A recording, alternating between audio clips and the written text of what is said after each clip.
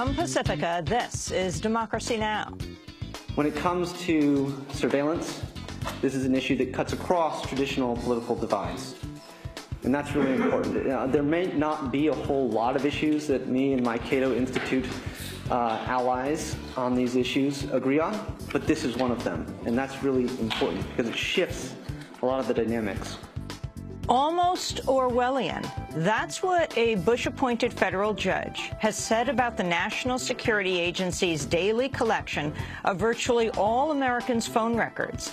And he said the NSA's actions are likely unconstitutional.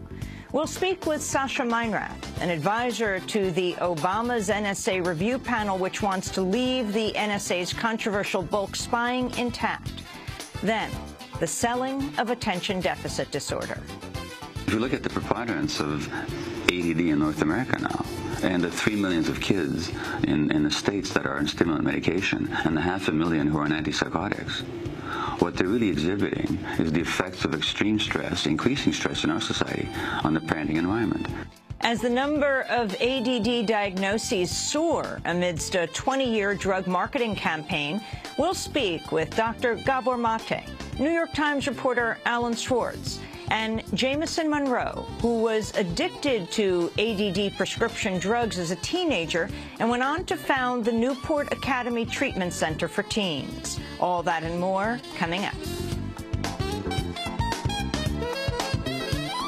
Welcome to Democracy Now!, democracynow.org, the War and Peace Report. I'm Amy Goodman. A federal judge has struck a historic blow to the National Security Agency's bulk collection of phone records. On Monday, U.S. District Judge Richard Leon ruled the program almost certainly violates the Fourth Amendment of the Constitution.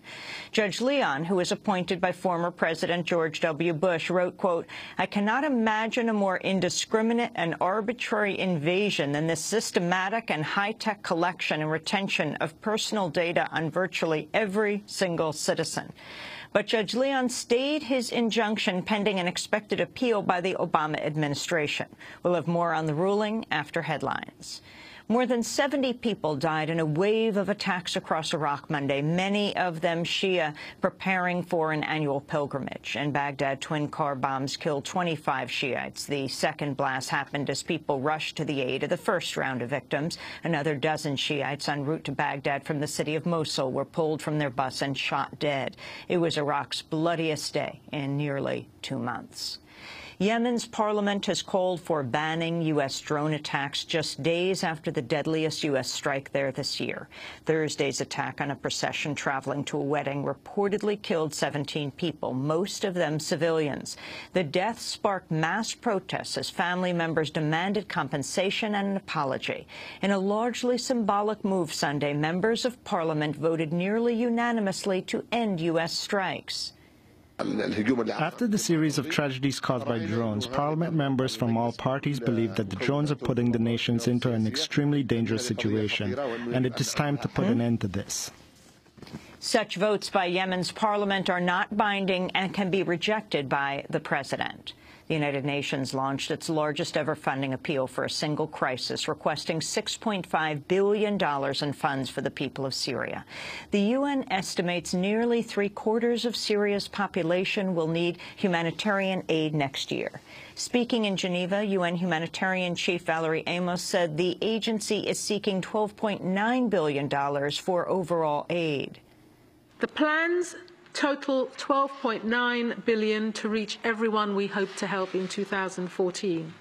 This is the largest amount we have ever had to request at the start of the year. $6.5 billion of this will support our efforts in Syria and in neighbouring countries. And again, this is the largest ever appeal for a single crisis. Even if there were an end to the violence in Syria tomorrow, we would still have a major humanitarian crisis on our hands. The UN's latest request surpasses its call in June for more than $4 billion in aid to Syria, only 60% of which has actually been funded so far. Meanwhile, Reuters reports a largely rebel-held area of Syria where polio broke out this year was excluded from a government vaccination campaign. At least 15 cases of polio have been recorded in the province of Deir ez-Zor. The UN's warning up to a quarter of a population of Central African Republic is at risk of going hungry amidst a violent sectarian crisis. Fighting between Muslims and Christians has killed more than 500 people in the capital, Bangui. The Muslim president has signaled he may be open to negotiations with Christian militias, but the head of the UN World Food Program warned the violence could leave a lasting impact. We've identified that there are probably 1.3 million people who are food insecure. And we also know that because the farmers haven't been able to access their farms, that we've missed this year's planting season. So that when we get to the harvest in the spring, the problem will be even more exacerbated. Last week, the aid group Doctors Without Borders criticized what it called an appalling performance by UN agencies in Central African Republic, saying there'd been, quote, no evidence of an adequate humanitarian reaction there. The president of South Sudan imposed an overnight curfew following what he called an attempted coup by soldiers supporting his former deputy. President Salva Kiir fired his vice president and cabinet in July amidst criticism over failing infrastructure. Kiir said the government was in full control of the capital, Juba, Monday, but there were reports of gunfire continuing into the early hours of this morning.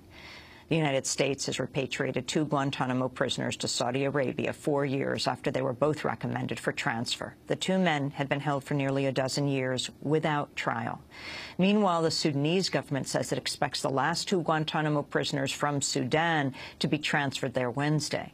Those transfers would bring the total number of prisoners at Guantanamo to 158 after 2 prisoners were sent to Algeria against their will earlier this month. A group representing thousands of U.S. scholars has voted to boycott Israeli universities. The American Studies Association is the largest group of U.S. academics to join the global campaign to boycott and divest from Israel over its treatment of Palestinians. Members back the boycott by a ratio of more than 2 to 1, citing, quote, the documented impact of the Israeli occupation on Palestinian scholars and students and the extent to which Israeli institutions of higher education are a party to state policies that violate human rights, they said. Secretary of State John Kerry arrived in the Philippines today to advance a deal for increased military ties. On Monday, Kerry was in Vietnam, where he pledged $32.5 million in new aid to help China's neighbors boost law enforcement at sea. His trip to Asia comes amidst tensions with China over its announcement of an air defense zone in the East China Sea. Kerry continued to reject the zone during his remarks in Hanoi. China's announcement will not change how the United States conducts military operations in the region. This is a concern about which we have been very, very candid, and we've been very direct with the Chinese.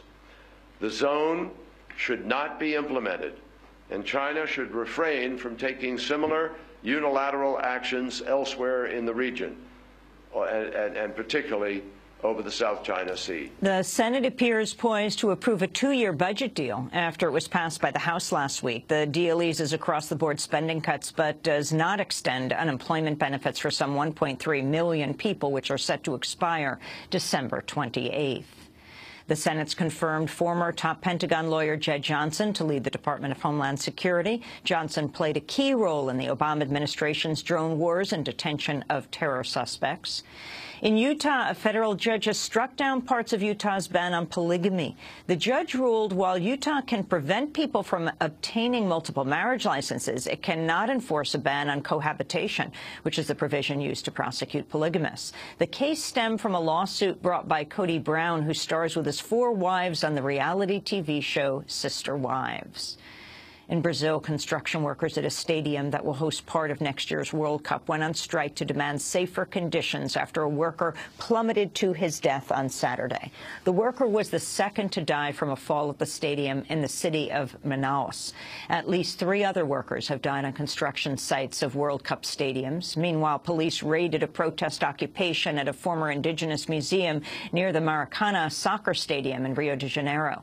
Brazil canceled a planned demolition of the building following protests earlier this year, but protesters still fear it could be destroyed.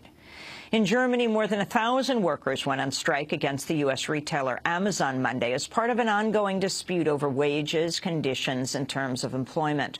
Workers are vowing to wage more actions this week amidst the busy pre-Christmas shopping season. We demand from Amazon that they sign a labor agreement with us based on the regulations of the retail industry. This would mean that Amazon employees starting new in the company would earn about 7,000 euros more per year. We also demand humane working conditions and salaries which allow for decent living conditions. I think that our boss, Jeff Bezos, has such large private assets that he might as well share them a little with the employees who make all the money. In my view, that's only fair.